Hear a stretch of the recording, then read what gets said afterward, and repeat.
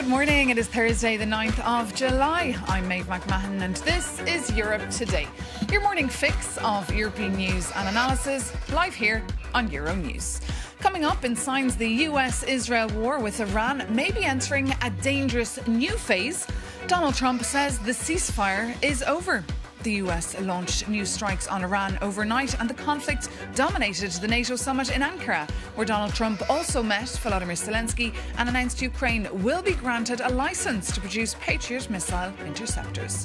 Also, EU finance ministers are gathering today as the IMF has issued a new report warning inflation could rise faster than expected. The fund points to higher energy and commodity prices driven by growing tensions in the Middle East. Meanwhile, as temperatures climb across northern Europe once again this weekend, new data confirms June was the hottest June ever recorded across Europe and the world's oceans.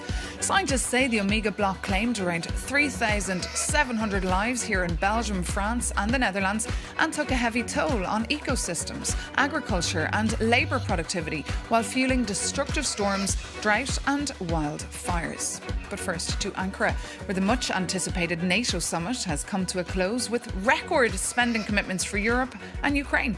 But the mood was dampened by the US President Donald Trump declaring the ceasefire over in Iran and reigniting his demand to control Greenland. For more, let's bring in our NATO correspondent, Shona Murray, who's been following the summit all week for us. Well, good morning, Maeve. Look, we know that the object of this summit really was for NATO allies in Europe and Canada to prove that they're on a credible path to spending 5% of GDP on defence by 2035, as agreed at the last NATO summit. And I think we can say that they achieved that part for sure. We saw at the NATO Industry Defence Forum, there was $50 billion committed to of new capabilities when it comes to submarines, aircraft, ammunition, interceptors, all very important to protect the European continent as well as the Arctic in the medium to long term. There was also this NATO drone edge, which is drones and anti-drone technology, which also includes the recruitment and training of pilots for use all across NATO territory. Very important at the moment because we see all these drone incursions taking place across the Baltics and Poland and other parts of NATO. In addition, we saw Donald Trump having a better relationship with Volodymyr Zelensky, the Ukrainian president, and appeared to approve the Ukrainians the licence to manufacture their own Patriot defence systems, which is very important in terms of the Ukrainian air defence. But as with Donald Trump, you're only one sort of issue away from the whole summit being upended. And we nearly had that because when he arrived, he castigated his allies over the war in Iran. And he also made the comment that the United States would like to control Greenland over Denmark. Take a listen to John Bolton, his former national security advisor, saying that Donald Trump does this just to court controversy. He's trolling people, as they say. In the first term, I was in his office once. He was dictating a tweet, and he told the person typing the tweet, capitalize all the letters in that last sentence, which a lot of people, drives them. It just is very, very distracting for people. And he turned and said to me, do you know why I just said that? And I said, no, why? And he said, because it drives them crazy. So why does he talk about taking Greenland? Because it drives them crazy. That's what it's about. So that was John Bolton, Donald Trump's former national security advisor, making the point that Donald Trump makes these outlandish statements in order to create division. But we have to listen to the Prime Minister of Denmark as well yesterday, Mette Frederiksen, and she made the point that Denmark takes these comments very seriously. She said that Denmark was ready to protect all of Danish, Greenlandish and NATO territory, but she called on the United States to respect the sovereignty of Greenland and Denmark.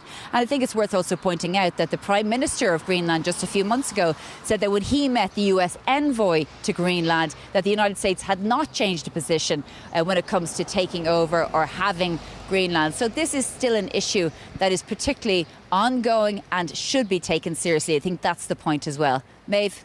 OK, Shona Murray, thank you so much for that update there from Ankara. And now to dive deeper into the outcomes of that NATO summit, we can bring in Jamie Shea, former NATO security advisor who spent many years here in the headquarters of NATO in Brussels. Jamie Shea, thank you so much for joining us. Curious to hear your view. Was this a successful NATO gathering? I think, yes, ultimately it was. And good morning to you too. And thanks for having me on the show. It ended better than it started. Clearly, Trump was in a more friendly mood towards the alliance in the private meeting. And I suppose that's the one that really counts than in some of his public remarks. For example, he did say that the US is staying in the alliance. And somebody like Trump hearing that is not always to be taken for granted. He signed off on a communique, which may not be the most interesting thing for the media, but it's important for diplomats. The official text where the US committed itself to NATO Article 5 collective defence and called it ironclad. These were the kind of things that the Allies wanted to hear. And of course, he also showed some satisfaction, unsurprisingly, with the fact that his message on defence spending has been heeded. Mark Rutte and the other allies were at pains to point out that over the last year, Europe and Canada have spent 11% more on defence. The figure now is about an extra $250 billion over the last 2 years on military budgets. So although 5 allies out of the 32 today are on that 5% target, so there's still a long way to go. Allies have until 2035, but all of them practically, with a few laggards, are moving in the right direction. So the summit was designed, of course, to be a Trump-pleasing summit by showing that the responsibility for NATO is moving both financially and militarily onto Europe. So I think, yes, people were expecting a rough ride with Trump. You always get that. But as they said about Wagner's music, it's better than it sounds. And I think it ended up on a more positive note than people had feared when Trump first arrived in Ankara. And as you say, months of work, of course, goes into organising these summits. So as you say, officials are happy for now. But of course, Trump was very critical of allies like Spain and the UK. Is this really the end of NATO, do you think, as we know it? No, I don't believe so. But, whether Trump doesn't like NATO or does, the messaging changes. I think, if you look at the trend line, it's been pretty clear now and for a decade or so already, which is that the United States is going to stay in NATO, which is good, but it's going to do a lot less in terms of holding up the collective defence than allies were used to during the Cold War. For example, just at a NATO defence ministers meeting a couple of days before the Ankara summit, the US Secretary of War, Pete Hegseth, announced a number of significant reductions in US contributions to the NATO full structure.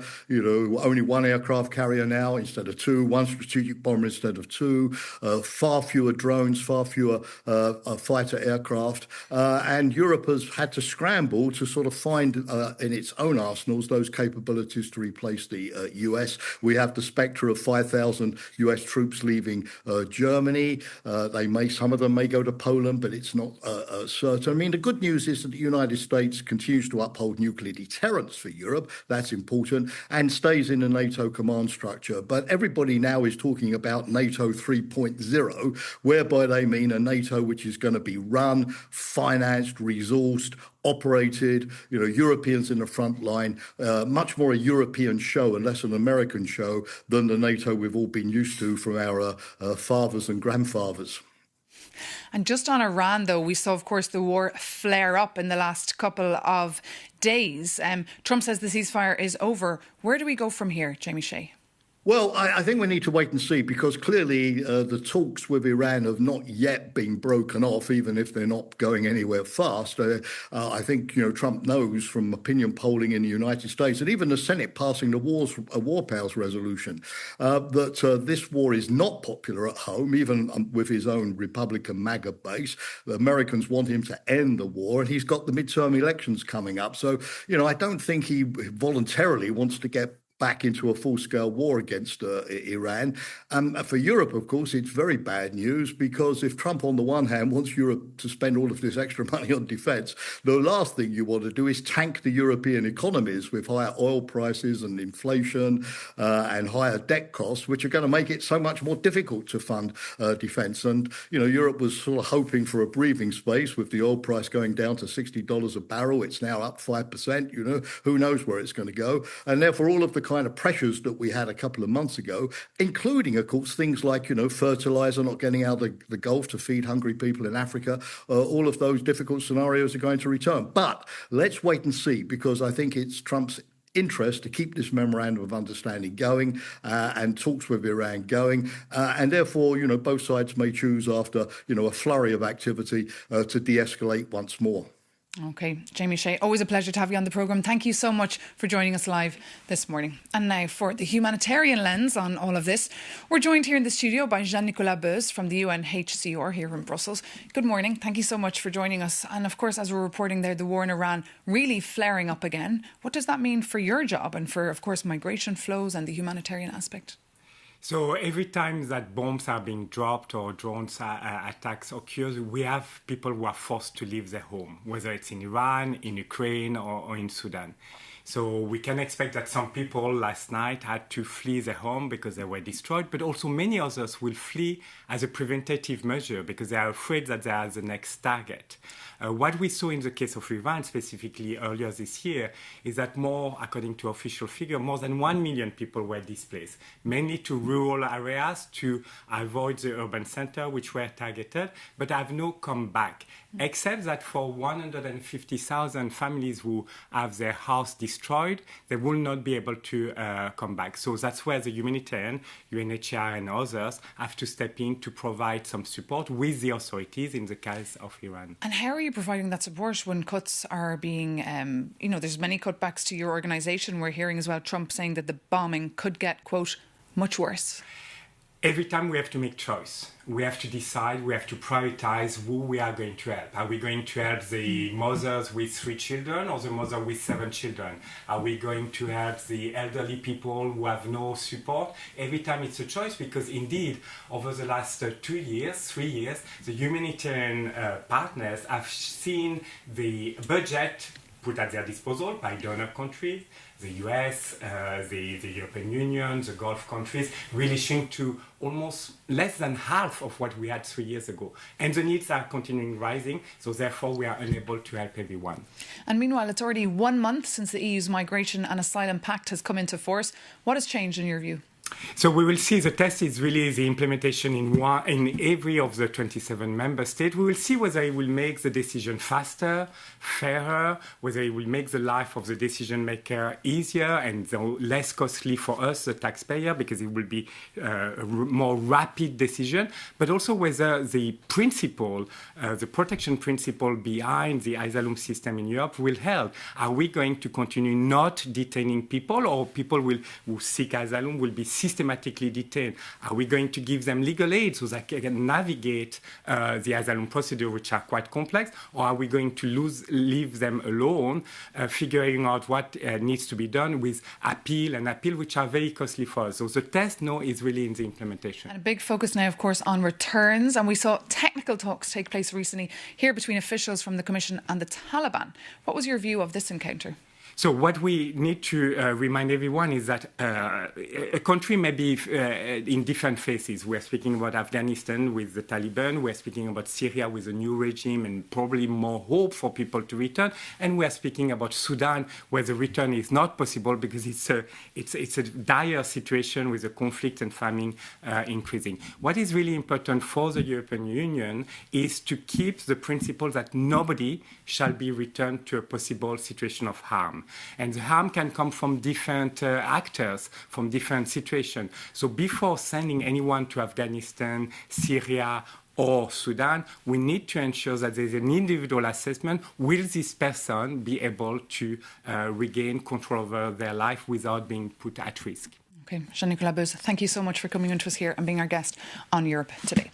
But now moving on to another story, the EU's anti-fraud wing, OLAF, has caught an international trafficking operation responsible for counterfeit condoms.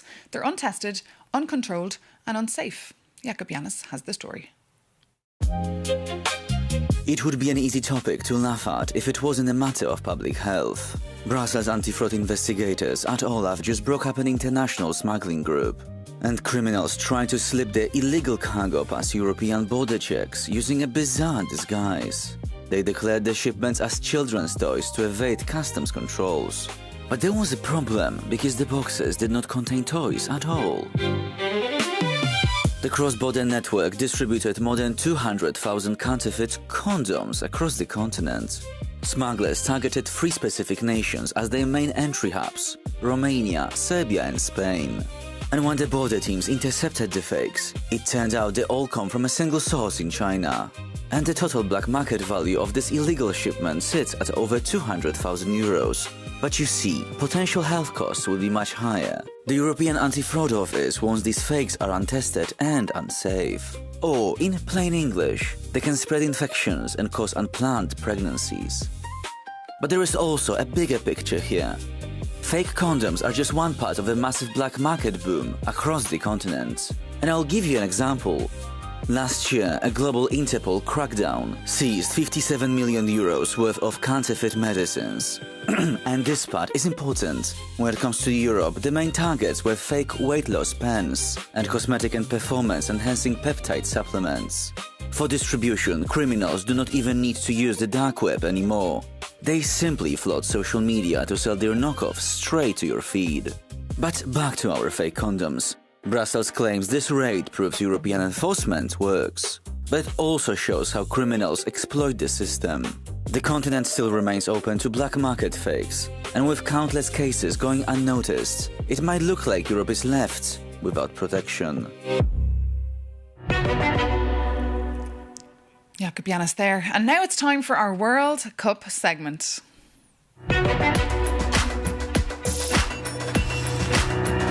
Well, following a day without World Cup action, after 27 days of games, goals and emotions, just 8 teams remain. 6 European, 1 African and 1 from the Americas. One side will be eliminated every day until Sunday. So here's 4 things that you should know about the quarter-finals. First, France probably remains the favourites, but standing in their way are Morocco, who just like in 2022 are the only African team left at this stage. This time though, they arrive as African champions and have a much more mature side, so expect a very good fight.